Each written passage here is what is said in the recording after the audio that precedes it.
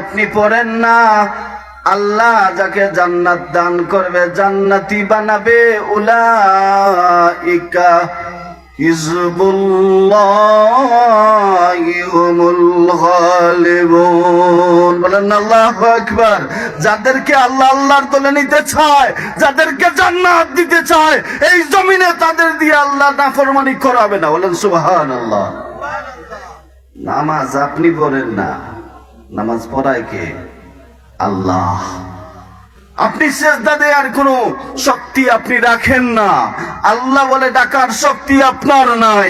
আল্লাহ বলে বান্দা একবার ডাকার পরে দ্বিতীয়বার বলার ক্ষমতা দে। বান্দা তখন দ্বিতীয়বার আল্লাহ বলে। বলেন সুবহানাল্লাহ। অনেক নামাজি এমন আছে না, নামাজ পড়ে অন্যের খালি ভুল ধরে, আছে না নাই? নিজের নামাজ হইছে কিনা সন্দেহ, কিন্তু অন্যের ভুল ধরতে মাশাআল্লাহ। মাঝে মধ্যে ইমাম সাহেবেরও ভুল ধরে, ঠিক না? ইমাম সাহেব আজকে এইটা করছে, এইটা করছে। সম্মানিত হাজিরিনা, মুসলমান, আল্লাহর গোলাম, একটু চিন্তা করেন, একটু ভাবেন, আল্লাহ রাব্বুল আলামিন কাদের জন্য নামাজ দিয়েছেন? এই মেরাজের দিনগুলো আমরা পার করতেছি, যেই দিনে আল্লাহ রাব্বুল আলামিন মেরাজের ঘটনা ঘটিয়েছেন, নবীকে আল্লাহ রাব্বুল আলামিন দিদার দিয়েছেন, ঠিক কিনা? আল্লাহ রাব্বুল আলামিন দিদার দিয়ে বলেছেন, তোমাকে এমন একটা ইবাদত আমি আল্লাহ দান করব। নবী চেয়েছেন আল্লাহ আমার উম্মতকে এমন এক উত্তম আমল দেন, যে আমলটা আপনার কাছে সবচেয়ে পছন্দনীয়। বলেন না সুবহানাল্লাহ। আল্লাহ রাব্বুল আলামিন দেখেন, আমি আপনাদের বুঝিয়ে দেই। আল্লাহ রাব্বুল আলামিন আদম বানাইয়া আল্লাহ ফেরেশতার মাধ্যমে আদমকে সিজদা করাইলেন। বোঝা যায় আল্লাহর কাছে সবচেয়ে পছন্দনীয় আমল হচ্ছে সিজদা, ঠিক না? তো ফেরেশতা দিয়ে আদম রে আল্লাহ সিজদা করাইছে। আর আমার কাছে আল্লাহর নবী যখন বলেছেন আমার উম্মতকে এমন একটা আমল দাও যে আমলটা আপনার কাছে পছন্দ, আল্লাহ বলেন তোমাকে আমি সেরাটাই দেব, নরমালটা দিব না। বলেন না সুবহানাল্লাহ। তোমাকে যেটা দেব সেটা সবচেয়ে সেরা আমল দেব। আল্লাহ বলেন তোমার জন্য আমি সিজদার ব্যবস্থা করে দিলাম, নামাজ দিয়া দিলাম। বলেন না সুবহানাল্লাহ। ও মুসলমান, আল্লাহর গোলাম,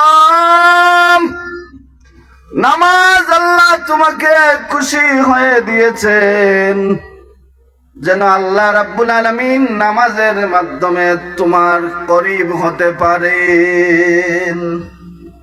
নামাজের মাধ্যমে বান্দা আল্লাহর করিব হয়, আল্লাহ বান্দার করিব হয়। নামাজ ছাড়া এই জগতে আল্লাহর বন্ধু হওয়ার কোনো সুযোগ নাই, ঠিক না? নামাজ ছাড়া পীর হওয়া যায়, ওলি হওয়া যায়, মনে হয় যায়। কি বলেন আপনারা? যায়। নামাজ বাদ দিয়া এই জমিনে কিছু করা সম্ভব না।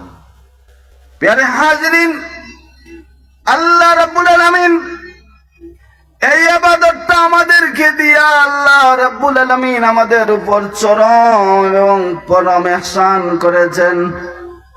দুনিয়ার জমিনে আল্লাহর বান্দা, আল্লাহর গোলাম, আপনি বুঝেন নাই নবীকে নিয়ে আপনার ঝগড়া বিবাদ, নবী নূর কিনা মাটি কিনা। ওরে ভাই বুঝো, ওযু করার কারণে যদি আল্লাহ হাসরের মাঠে তোমার হাতে নূর দিয়া চমকাইতে পারে, হাসরের ময়দানে ওযুর পানি যত জায়গায় লাগবে নূর চমকাবে। যত জায়গা দিয়া সিজদা করবে বান্দা, হাসরের ময়দানে এই সিজদার জায়গাগুলা চমকাবে। মা আয়েশা সিদ্দিকা রাদিয়াল্লাহু তাআলা আনহা বলেন, ইয়া রাসূলুল্লাহ, হাসরের ময়দানে কোটি কোটি মানুষ, কোটি কোটি জনতা থাকবে, নবীদের উম্মত গণের বিশাল সমাবেশ থাকবে। এই সমাবেশের ভিতরে আপনি আপনার উম্মত কারা আপনি চিনবেন কেমনে? আপনার উম্মত কারা আপনি চিনবেন কেমনে? নবী বলেন, আমার উম্মতগণ ওযু করবে, অজুর যেই সমস্ত জায়গা অজুতে লাগে প্রয়োজন হয়, সিজদায় যেই জায়গার প্রয়োজন হয়, এই জায়গায় আল্লাহ নূর দিবে, নূর চমকাবে। এই নূর দেখে দেখে আমি বেছে নিব, এরাই আমার উম্মত। বলেন না সুবহানাল্লাহ।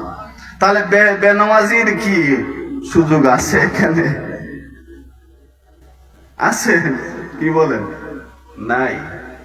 আজকের ওয়াজের ময়দান খুব গরম, সুরের ময়দান খুব গরম, কিন্তু প্রকৃত আলোচনা করতে রাজি না। আমার কাছে নাই, দিমু আপনারে কি? বুঝেন নাই? আমি যে ফতুয়া দেই সেই ফতুয়ায় আমি কাফির হয়ে যাই। যে ফতুয়া আমি দেই আপনাকে, সেই ফতুয়ায় আবার সেটা আমার দিকে নিসবত করে। এটাই আমাদের আমল হয়ে গেছে। আপনি কাকে আপনি শায়েখ বানাবেন, কাকে স্কলার বানাবেন?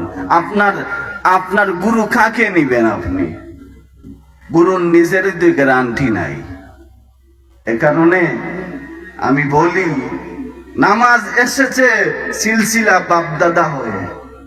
নামাজ এসেছে কেমনে? বাপদাদা হয়ে। আল্লাহ নবী বলেছেন, সাল্লু কামা রাআইতুমুনি উসাল্লি। তোমরা আমাকে যেভাবে নামাজ পড়তে দেখেছো ঠিক তেমনি তোমরা নামাজ আদায় করো। বলেন না সুবহানাল্লাহ। তো নবীর নামাজ দেখছেন কারা? কারা দেখছেন বলেন না? সাহাবায়ে কেরাম। একটা ছোট্ট ঘটনা বলেই আপনাদের। আল্লাহর নবীর এক সাহাবী, নবীর ইন্তেকালের বহুদিন পরে আল্লাহর নবীর এক সাহাবী নামাজ আরম্ভ করেছেন। ঘরে নামাজ পড়তেছেন, নামাজ আরম্ভ করেছেন। ঘরে ছোট্ট একটা শিশু, 5 বছরের বাচ্চা, তার কম বেশি হতে পারে। তিনি নামাজ পড়তেছেন, বিবি কাজ নিয়ে ব্যস্ত। নামাজ পড়া অবস্থায় শিশু বাচ্চাটা ওনার রান্নাঘরে কিন্তু রান্না করতেছেন, আগুন জ্বলতেছে দাউ দাউ করে। শিশু বাচ্চা তো আগুন বুঝে না, পানি বুঝে না, আগুনে হাত দিয়া দিছে।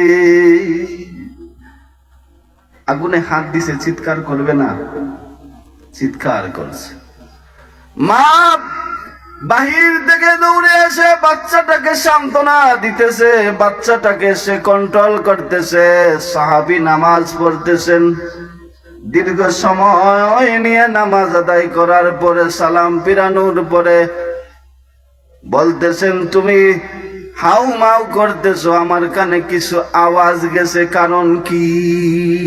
তুমি কি জানো না আমি নামাজ পড়তেছি? আমার নামাজে ডিস্টার্ব হবে এমন হরকত করতেছো কেন?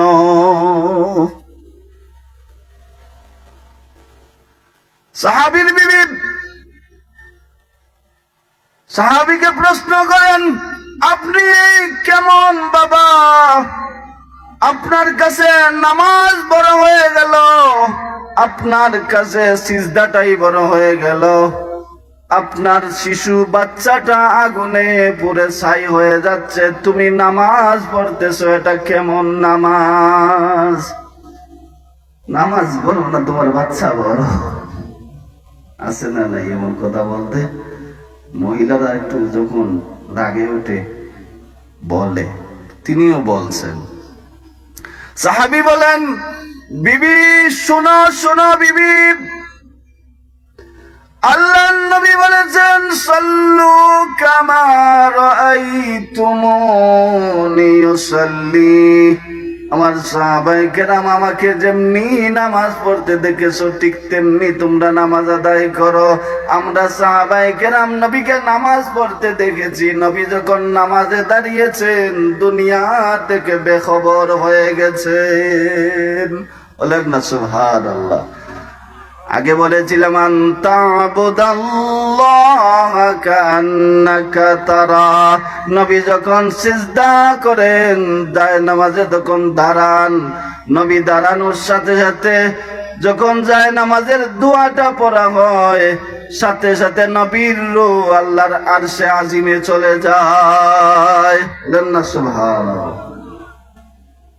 নবীর কানেকশন সরাসরি আল্লাহর সাথে হয়ে যায়, কথা শুরু হয়ে যায়। তো সাহাবী বলতেছেন, বিবি শুনো, আজকে নবী নাই জমিনে, নবীর উম্মতকে নামাজকে শিক্ষা দিবে কে? শিখাবে নামাজ। নবীর সেই নামাজটা যদি আমাদের মাধ্যমে এই জমিনে মানুষ শিক্ষা না করে, আর কোনো মাধ্যম নাই। আল্লাহ সুবহানাল্লাহ। তো আপনি হাদিস শুনে বুঝলেন কি? কিছু বুঝছেন? কিতাব দিয়ে নামাজ হবে? কিতাব পড়ে নামাজ হবে না দেখে শিখা লাগবে? কথা বলেন না। দেখে শিখা লাগবে না, প্র্যাকটিক্যাল দেখে শিখা লাগবে। তো এমন যুবক ভাই আছেন, আমরা তো নামাজ পড়াই, আমরা তো দেখি উনি বাপ হিসাবে ইমাম সাহেব থেকে অনেক বড়, ভার্সিটিতে পড়ে, লেখাপড়া অনেক ভালো বুঝে। তো নামাজ থেকে বাহির হয়, বোঝা যায় যে আল্লাহর জান্নাতের ওয়াদা মনে হয় আল্লাহ দিয়া দিছেন। কিন্তু আল্লাহর কসম করে বলি, মুসলমান আল্লাহর গোলাম যাদের এখনো কেরাতটা ঠিক করেন নাই, যুবক হও, বৃদ্ধ হও, নওজোয়ান হও, কিশোর হও, তুমি আল্লাহর কালাম শুদ্ধ করে আগে শিখে নাও, নতবা এই নামাজের কোনো প্রয়োজন আল্লাহর নাই। নামাজে যদি সূরা ফাতিহা ভুল হয় নামাজ হবে? কেরাত ভুল হলে হবে? তো তার নিজের কেরাতই ঠিক নাই, ইমামকে আর সুকে তাকায়। আছে না নাই? বলেন না, আছে না নাই? এ কারণে কোরআন শুদ্ধ করা লাগবে কিনা? আমাদের লাগবে কিনা? লাগবে। কোরআন শুদ্ধ করার চেষ্টা করেন। নামাজে সর্বপ্রথম এটার প্রয়োজন। আরে হাজিরিন, এই নামাজ আপনাকে কি দিবে? বিশ্বাস করেন, যুবক যারা, যুবকদেরকে বলতেছি আমি, সময় কম, হাদিসের মূল 12-13টা বলতেছি না, বাংলাতেই আপনাদের শুনাই। আল্লাহ নবী মুহাম্মদুর রাসূলুল্লাহ সাল্লাল্লাহু আলাইহি ওয়াসাল্লাম বলেন, যখন একটা যুবক নামাজে দাঁড়িয়ে যায়, আল্লাহ ফেরেশতার বহর জমিনে পাঠিয়ে দেয়। যুবককে আল্লাহ রাব্বুল আলামিন ফেরেশতা দিয়ে এই যুবকের জন্য মাগফিরাতের দোয়া করায়। যুবকটা প্রথমে দাঁড়ালো, তারপরে রুকু করলো, তারপরে সিজদায় গেল। যুবকটা সিজদায় যাওয়ার পরে কপালটা, নাকটা মাটিতে লাগানোর সাথে সাথে মাটি আল্লাহর কাছে আরজি করতে থাকে, আল্লাহ তোমার যুবককে বলো না কপালটা উঠাই নিতে। বলেন না সুবহানাল্লাহ। আল্লাহ বলেন, কেন কেন? আমি তুমি মাটিকে, এই জমিনকে আমার বান্দার জন্য সিজদার জায়গা বানিয়ে দিয়েছি, আমি কেন আমার যুবককে কপাল উঠাতে বলবো? মাটি বলে, আল্লাহ তোমার যুবকের কপাল এবং নাক যখন আমার জমিনে লাগাইছে, আমি জমিনটা এত ভারী অনুভব করতেছি, আমি তার ওজন বহন করার ক্ষমতা রাখি না। সুবহানাল্লাহ। এই যুবক যখন সিজদায় গিয়ে বলে সুবহানা রাব্বিয়াল আ'লা, আল্লাহ রাব্বুল আলামিন এই যুবককে আল্লাহ সুসংবাদ দেন। আল্লাহ বলেন, এ যুবক তুমি সুসংবাদ নাও, বৃদ্ধ বয়স যখন হয়ে যাবে, সঠিকভাবে সিজদা রুকু করতে পারবে না, সেদিন এই সিজদার বদলে, রুকুর বদলে, সেদিন এই ত্রুটিপূর্ণ নামাজটা আমি আল্লাহ কবুল করে নিব। বলেন না সুবহানাল্লাহ। নামাজ আমরা শুরু করি বৃদ্ধ হয়ে, নামাজ বৃদ্ধ হয়ে নয়। আপনি দেখেন যুবকের দাম কত বেশি। আল্লাহ রাব্বুল আলামিন নামাজ নয় শুধু, আল্লাহ গোটা হিসাবটা আপনার নেবে, হায়াতের পুরা হিসাবটা হবে যুবক বয়সের। বলেন না সুবহানাল্লাহ। না ভুল বলতেছি? যুবক বয়সের আল্লাহ হিসাব নিবেন। আল্লাহ বলবেন, তোমাকে আমি যুবক অবস্থায় যখন বালেগ হয়েছ, নামাজ ফরজ করে দিয়েছি, গুনাহ করার শক্তি তোমাকে দিয়েছি, আবার তোমাকে ভালো কাজ করার, নেকির কাজ করার শক্তি দিয়েছি। তখন তুমি শক্তিটা ভালো কাজে ব্যয় করেছো বান্দা। এই ব্যয় করার কারণে আমার যুবক বয়সের কিছু একটা সময় 15 থেকে 16 বছর বয়স তুমি নামাজ পড়েছো। এই 15 থেকে 16 বছরের নামাজ এবং ইবাদত দিয়ে আমি আল্লাহ তোমাকে জান্নাতের মালিক বানিয়ে দিব। বলেন না সুবহানাল্লাহ। আল্লাহ হিসাব নেবেন যুবক বয়সে কি করেছেন আপনি। এরপরে দেখেন যুবক, আপনি কোন বৃদ্ধ বাবা দাদা চাচা জান্নাতে যাবে না। ভুল বলছি? আমার বাপ চাচারা মনে হয় একটু বেজার হইছেন। বাপ দাদা যাবেন? আল্লাহ রাব্বুল আলামিন গোটা জান্নাতি মানুষদেরকে বাপ দাদার সুরতে রাখবে না। আল্লাহ রাব্বুল আলামিন প্রত্যেকটা আদম সন্তান যারা জান্নাতি হবে প্রত্যেককে আল্লাহ যুবক বানিয়ে দিবে। বলেন না সুবহানাল্লাহ। আল্লাহ কত বয়সের যুবক আল্লাহ বানাবে আপনাকে? আল্লাহ রাব্বুল আলামিন 33 বছর বয়সের আলোচনা আল্লাহর নবী করেছেন হাদিসে মুবারাকায়। আল্লাহর নবী বলেছেন 33 বছর বয়সে একজন যুবকের যে শক্তি থাকে, যে পরিমাণ যৌবনী শক্তি থাকে, আল্লাহ রাব্বুল আলামিন এই সময়টাকে আল্লাহর কাছে খুব পছন্দনীয়, তাই যুবক বানিয়ে আল্লাহ রাব্বুল আলামিন তার পরিপূর্ণ উপভোগ করার ক্ষমতা দিয়ে জান্নাত দান করবে। বলেন না সুবহানাল্লাহ। আরে ভাই মুসলমান, আল্লাহর গোলাম, নামাজ পড়ো না, নামাজের কাছে যাও না। তুমি ভাবতেছো তুমি শুক্রবারে জুমার নামাজ পড়ে সপ্তাহের গুনাহ মাফ করাই নিবা। মাফ হবে কি মনে করেন? যারা জুমায় খালি যান তারা খুব খুশি আগামী জুমায়। আল জুমাআতু ইলাল জুমাআ হাদিস শরীফে এসেছে, একটা হাদিস এসেছে, এই ফজর থেকে জোহর পর্যন্ত, ফজরের নামাজ পড়ে জোহরের আগ পর্যন্ত বান্দা যা গুনাহ করে, সগীরা গুনাহ যা করে, ওযুর সাথে চলে যায়, আর নামাজ পড়ে তওবা করে কবিরা গুনাহ মাফ করে দেয় আল্লাহ। বলেন না সুবহানাল্লাহ। এইভাবে ওয়াক্ত টু ওয়াক্ত এভাবে যেতে যেতে এক জুমা থেকে আরেক জুমা পর্যন্ত আল্লাহ বান্দা যা গুনাহ করে এই জুমার দিন এলেই আল্লাহ মাফ করে দেয়। বলেন না সুবহানাল্লাহ। তো আপনি তো মধ্যখানে জমা করছেন, যা শুক্রবারে মাপ পাবেন না। মুসলমান, আল্লাহর গোলাম, নামাজ পড়ো না, সমস্যা নাই, নামাজ পড়ো না, কেউ কিছু বলে না, বলবেও না। বাবা শিখায় নাই নামাজ। বাবা ছোটবেলা যদি হাত ধরে ধরে মসজিদে নিত, বান্দা তুমি যুবক হয়ে নামাজ ভুলতা না, ঠিক কি না? বাবা নামাজ শিখায় নাই বলে বাবা আমার সন্তানটা বড় হয় নাই, সন্তানটা বালেগ হওয়ার পরে বাবা নামাজের তাগিদ দেয় নাই। যখন বাচ্চারা বয়সটা যখন 20-এ পদার্পণ করে, তখন যখন বাবা বলে নামাজ পড়া লাগবে, তখন সন্তান আর বাবার কথা শুনে না। আছে না নাই এমন? 20 বছর বয়সে বাবা বলতেছে নামাজ পড়া লাগবে, ওর তো আদতই নাই, এখন বলতেছে আচ্ছা পড়বো পড়বো পড়বো, না তো করতে পারে না, পড়বো। এই পড়বো করে বলে চলে গেল 40 বছর, এখন দেখলো তার দাড়ি সাদা ধরা আরম্ভ হয়েছে, এখন আস্তে আস্তে নামাজি হবে। ওই সময়ের নামাজ আল্লাহর দরকার আছে? আছে, বলেন না আছে? দরকার নাই। বিবি 40 বছর পরে যদি একটা মেয়ে আপনার কাছে শাদী দিতে রাজি না হয়, তো আল্লাহ আপনার এই 40 বছরের পরে এক্সপায়ার ডেটে নামাজ নিয়ে কি করবে? এক্সপায়ার ডেটে।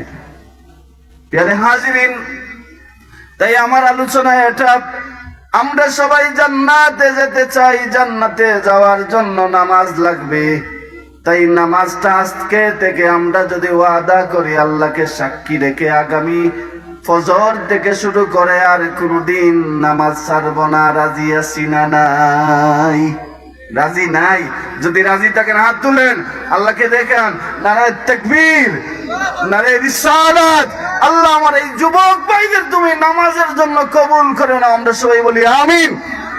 নামাজ বাদ দিবেন না তো? দেখেন আল্লাহর সাথে ওয়াদা করছেন, কিন্তু আমার সাথে না, আল্লাহর সাথে করতেছেন। প্যারে হাজিরিন, আমি আলোচনার শেষ টানব। আল্লাহ রাব্বুল আলামিন এই সিজদা এবং নামাজ আপনাকে দিয়েছেন, আপনি বুঝতে পারবেন মুমিন আপনার নামাজ কবুল হয়েছে কিনা।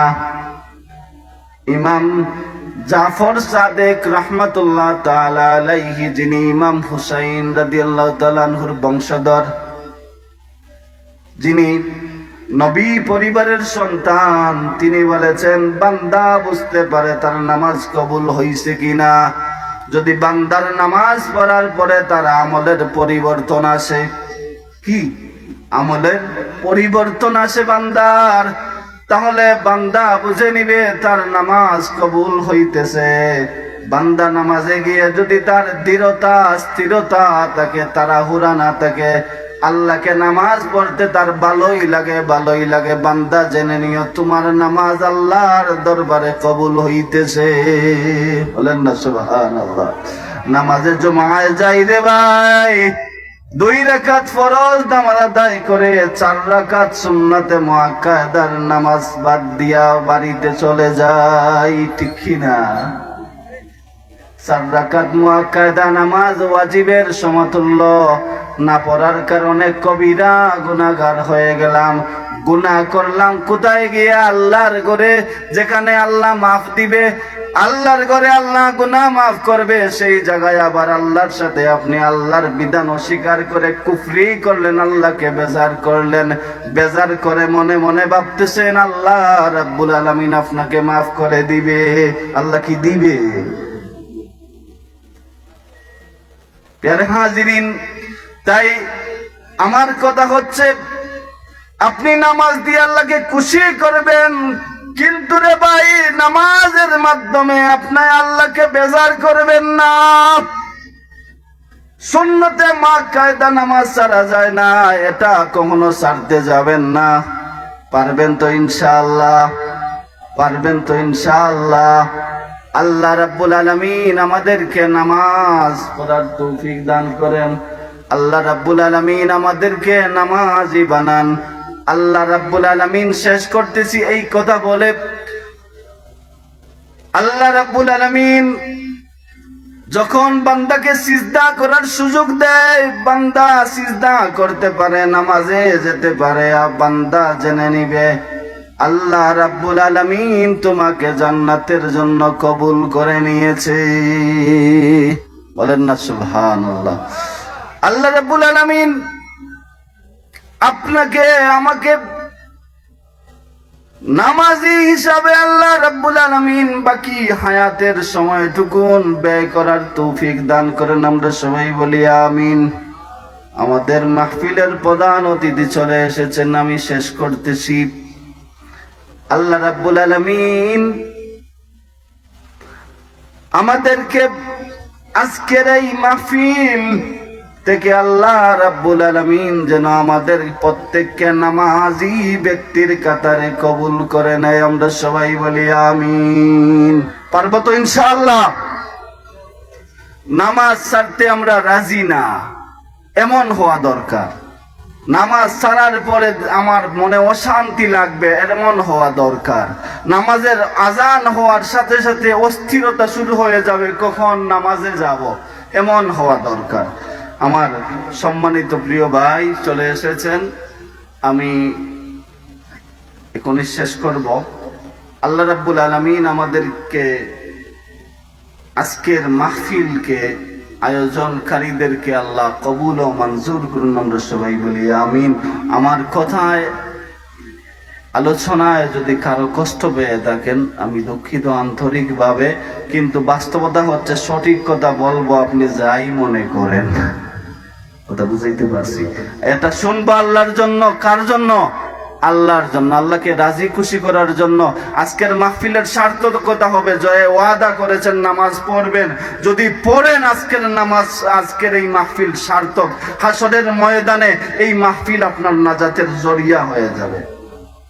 আল্লাহ রাব্বুল আলামিন আমাদের তৌফিক দান করেন। ওয়া মা আলাইনা ইল্লাল বালাগ। আসসালামু আলাইকুম ওয়া রাহমাতুল্লাহি ওয়া বারাকাতুহু।